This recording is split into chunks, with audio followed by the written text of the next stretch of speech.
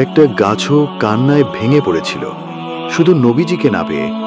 ভাবুন তো সে কান্না কেমন ছিল। নবীজি সাল্লাল্লাহু আলাইহি ওয়াসাল্লাম খুতবা দিতেন একটি খেজুর গাছের গুড়ির পাশে দাঁড়িয়ে।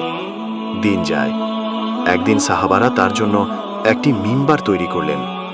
যখন নবীজি মিম্বারে উঠলেন, সেই পুরনো খেজুর গাছটা কাঁদতে শুরু করল। একটি মর্মস্পর্শী শব্দে ফুপিয়ে ফুপিয়ে কাঁদছিল, যেন সে এতিম হয়ে গেছে। সব সাহাবী সেই কান্নার আওয়াজ শুনতে পেলেন।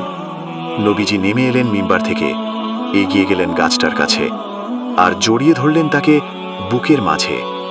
গাছটা শান্ত হলো, কারণ সে ফিরে পেয়েছে তার ভালোবাসার নবীকে।